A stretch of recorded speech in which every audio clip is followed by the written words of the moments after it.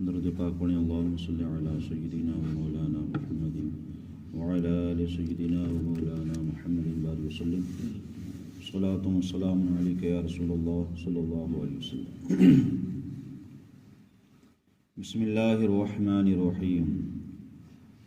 انی آمنت بربکم فاسمعون۔ رب نے ارشاد فرمایا کہ مقرر میں تمہارے رب پر ایمان لایا تو میری سنو۔ مراد یہ تھی کہ وہ جب دونوں حضرت عیسیٰ علیہ السلام کے جو فرستادہ تھے وہ جب گئے تھے اور حبیب نجار نے جب اسلام قبول کیا تھا، ایمان قبول کیا تھا، تو انہوں نے بطور شاہد یہ کہا تھا کہ میں ایمان قبول کرتا ہوں، تم میرے ایمان کی شاہد ہو جاؤ۔ تو وہی قرآن نے ذکر کیا گیا کہ میں تمہارے رب پر ایمان لایا فاسمعون، تو میری سنو۔ یہاں سننے سے مراد یہ ہے کہ میرے گواہ ہو جاؤ کہ میں ایمان لے آیا۔ قیل ادخل الجنہ قال یا لیت قومی یعلمون۔ اس سے فرمایا گیا کہ جنت میں داخل ہو تو کہا کسی طرح میری قوم جانتی۔ مطلب حبیب نجار کو جب یہ معلوم ہوا تھا کہ وہ دونوں جو فرستادہ آئے ہیں اور میری قوم نے ان کو غلط سلط کہا ہے، ان کے بارے میں بہت کچھ کہا ہے، تو جب حضرت حبیب نجار آئے اور آنے کے بعد انہوں نے اپنی قوم کو سمجھایا، اے میری قوم، جس طریقے سے میں ایمان لے آیا ہوں تم بھی ایمان لے آؤ اور ان بتوں کو چھوڑ دو۔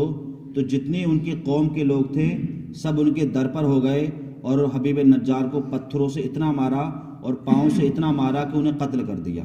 جب وہ قتل ہو گئے تو اس کے بعد جب شہید ہو گئے تو اللہ تعالیٰ نے ان کو وہ مقام عطا فرمایا کہ وہ جنت میں داخل ہو۔ قرآن فرماتا ہے قیل ادخل الجنہ، اس سے فرمایا گیا کہ جنت میں داخل ہو جاؤ، کیونکہ ان کا تحفہ یہ تھا کہ وہ ایمان لے آئے تھے اور لوگوں کو سمجھا بھی تھے۔ اس کے بعد وہ کہتے تھے قال یا لیت قومی یعلمون، کہ کہا کسی طرح میری قوم جانتی، یعنی جس طریقے سے میں ایمان لے آیا اسی طریقے سے اگر میری قوم بھی اگر میں ایمان لے آتی تو آج یہ نہ ہوتا۔ بما غفر لی ربی وجعلنی من المکرمین، کہ جیسے میرے رب نے میری مغفرت کر دی ہے اور مجھے عزت والوں میں کہا ہے۔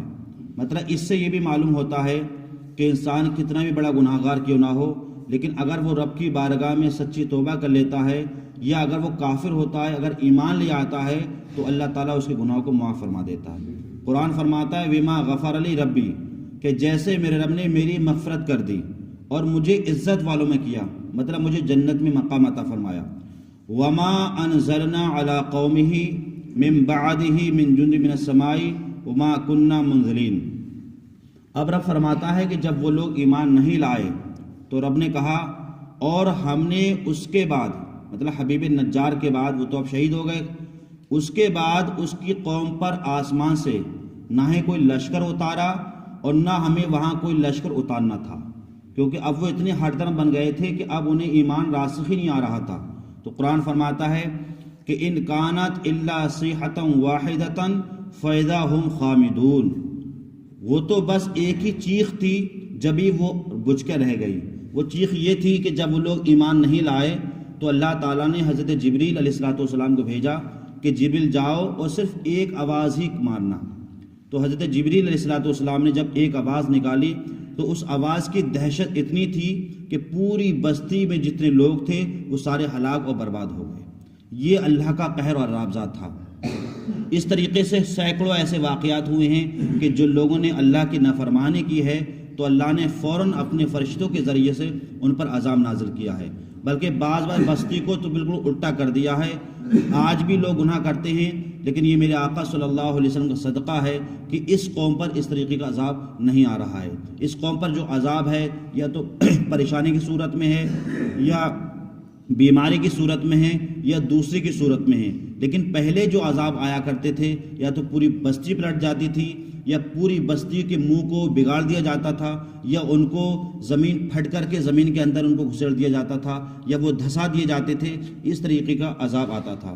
قرآن فرماتا ہے یا حسرۃ علی العباد وما یاتہم من رسول الا کانوا بہ یستہزئون، اور کہا گیا کہ ہائے افسوس ان بندوں پر جب ان کے پاس کوئی رسول آتا ہے تو اس سے ٹھٹا ہی کرتے ہیں۔ ٹھٹا مراد سے اس سے مذاق کرتے ہیں، مطلب رسول تو اس لیے بھیجا گیا تھا تاکہ وہ تمہیں ایمان دلائے، تمہیں اچھی باتیں سکھائے، لیکن تم ان کی باتوں کو نہ مان کر کے ان سے تم ٹھٹا کرتے ہو، ان سے مذاق کرتے ہو۔ الم یروا کم اہلکنا قبلہم من القرون انہم الیہم لا یرجعون، کیا انہوں نے نہ دیکھا کہ ہم نے ان سے پہلے کتنی سنگتیں ہلاک فرمائی، مطلب حضرت صالح علیہ السلام کی قوم کو اور حضرت دوسری جو قومیں آئی تھیں سب کو ہلاک کر دیا، اب وہ ان کی طرف پلنے والے نہیں ہے۔ مطلب وَإِن كُلٌّ لَمَّا جَمِيعُ الَّذِينَ مُحْضَرُونَ، اور جتنے بھی ہیں سب کے سب ہمارے حضور حاضر لائے جائیں گے۔ مطلب اگر کافر ہیں تب وہ مرنے کے بعد ہمارے سامنے آئیں گے، مسلمان ہیں تب بھی وہ ہمارے سامنے۔ اب کوئی بھی ایسا شخص نہیں ہے کہ جو اللہ سے بچ سکے، کیونکہ سب کو مرنا بھی ہے اور مرنے کے بعد سب کو کل قیامت کے دن رب کی بارگاہ میں حساب بھی دینا ہے۔ تو جو لوگ یہاں دنیا میں رہ کر کے اگر انہوں نے ایمان لے آئے اور اچھے اعمال کیے، انشاءاللہ تو اللہ تعالیٰ ان کے ساتھ اچھا بدلہ فرمائے گا، اور جو لوگ ایمان نہیں لائے ہیں تو ان کے لیے کیا جہنم تیار ہے۔ اللہ تعالیٰ ہم تمام مسلمانوں کو قرآن پاک سمجھنے کی اور اس پر عمل کرنے کی توفیق عطا فرمائے۔ اللہم صلی علی سیدنا و مولانا